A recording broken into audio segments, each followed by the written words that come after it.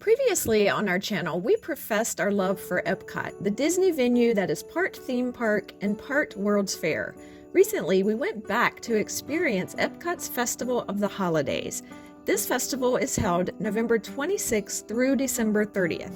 Disney advertises that the event surrounds you in the sights, sounds, and flavors celebrated in cultures around the world. We are going to spread some Christmas joy as we take you along to see some highlights of this festival. We entered the park in the shadow of the iconic spaceship Earth Dome and headed over to the Land Pavilion so Jack and our friends who were with us could rope drop Soarin'. This is Jack's favorite ride at Epcot, though I can't do it due to motion sickness issues, so we usually head straight there so Jack can knock out this one before the line gets too long, and that way we aren't separated for long. After this ride, which sort of simulates hang gliding, we were off to a ride that I can do, Living with the Land. Living with the Land is a slow-moving boat ride through first some dark ride scenes, and then through the greenhouses of Walt Disney World. Many of the vegetables served at on-property restaurants are grown here. It may sound boring, but we actually find it interesting as they discuss state-of-the-art agricultural techniques. And they also decorate the greenhouses for Christmas.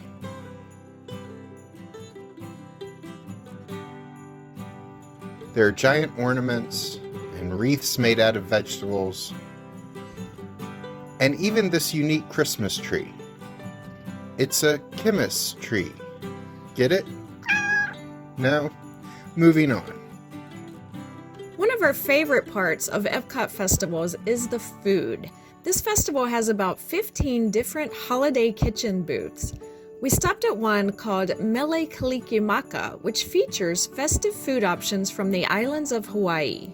We ordered a Florida Orange Grove sparkling pineapple wine and a melon breeze with spiced rum. Our group also tried one of each of the three food options here: lomi lomi salmon with tomatoes, onions, salmon roe, yuzu mayonnaise, and yuca chips. The salmon was uncooked, which I wasn't really expecting. Our friends liked this one more than I did. We also had Hawaiian coconut pudding with candied macadamia nuts and coconut, and Kahlua pork with Okinawa purple sweet potatoes and mango salad. This one was our favorite. The pork was tender and delicious. The purple sweet potatoes were great as well. We have a couple restaurants we really like at Epcot that we ate lunch and dinner at, so we didn't get to try all the other holiday kitchens. But you really could just spend the day trying the various holiday foods at these festival booths. By the way, you can help us crush the YouTube algorithm this Christmas by clicking the like button if you enjoy this video and clicking the subscribe button along with the notification bell so you'll be notified of our next video. And please stay tuned till the end of this video to check out some links to Christmas videos from some of our YouTube friends.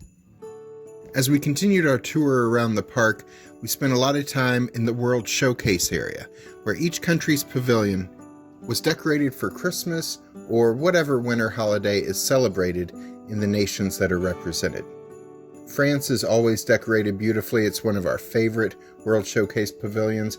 While we were there enjoying the beauty of the France pavilion at Christmas, we got our first chance to walk back into the newly built section that houses the new Ratatouille ride. They're doing boarding groups for this ride, just like they did Rise of the Resistance when it first opened. You can try to get a boarding group starting at 7 a.m. before the park is even open. If you don't get one at 7 a.m., you'll have another chance to try again at 1 p.m., or you can pay about $15 to get a Lightning Lane Pass, which is their new paid Fast Pass system. But as of our December 2021 trip, there is no standby line for Ratatouille. You either have to get a boarding pass through the app, which are limited in number, or you have to pay to ride it. This was a fun ride. It's a trackless 3D dark ride. I feel like if we had experienced Ratatouille before we rode Mickey and Minnie's Runaway Railway or Rise of the Resistance, we would have been a lot more impressed with the trackless dark ride experience. Those other trackless dark rides are better than this one. So this kind of did feel like a step down, but we enjoyed it. While in France, we had lunch at the quick service restaurant there and tried a Christmas treat with our lunch. We had the bûche de Noël. I probably didn't pronounce that right. You can correct me in the comments. This Yule log dessert had a chocolate cookie with chocolate and peppermint mousse inside. The mint taste really came through. I liked it a lot. Alice just liked it okay. She doesn't really like mint-flavored desserts as much as I do. The other pavilions of World Showcase also decorated nicely for the festival. There are even some very tiny Christmas decorations if you know where to look.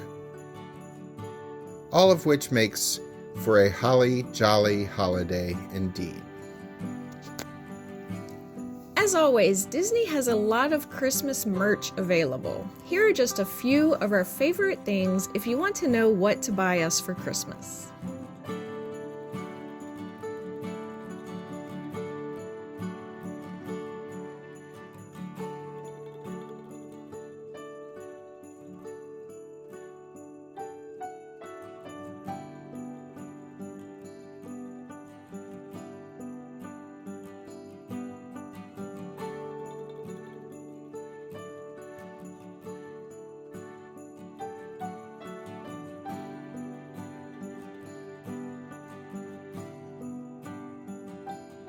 They also had some Hanukkah merchandise available, so now that holiday can be overly commercialized as well.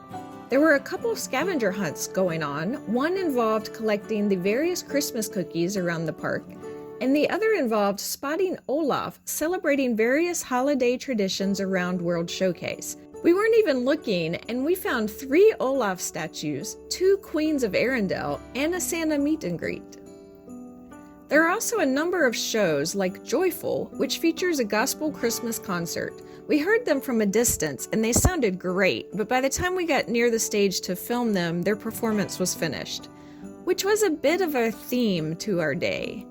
Each country in World Showcase had either a holiday musical performance or a holiday storyteller to talk about the holiday traditions in each country. We saw Father Christmas ring in the season in the United Kingdom. He led the audience in singing along to a Christmas carol and then talked about United Kingdom holiday traditions.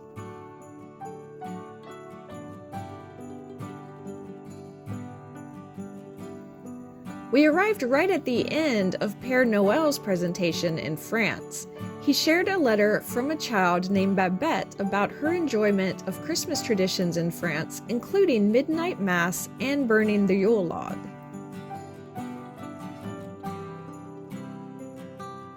We also arrived at the end of the Hanukkah storyteller's presentation. He shared the story of Hanukkah and some music from the celebration.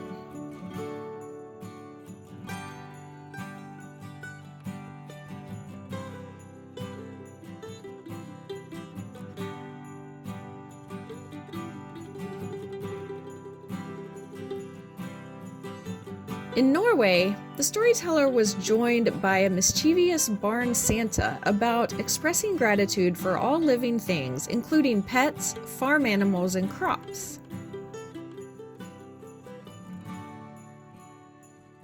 We stopped by the Japan Pavilion to hear the story of the Daruma doll and the New Year's customs practiced in Japan.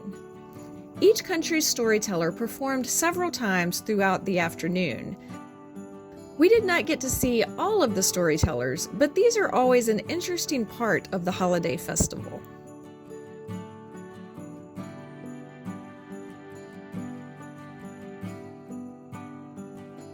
Our favorite part of the Festival of the Holidays is the Candlelight Processional. This show is held several times nightly. A celebrity narrator reads the story of the birth of Christ from the Bible, as a 50-piece orchestra is joined by a choir of Disney cast members, including EPCOT's well-known and much-loved Voices of Liberty choral group. The night we were there, we watched from behind the seating as there were no seats left available.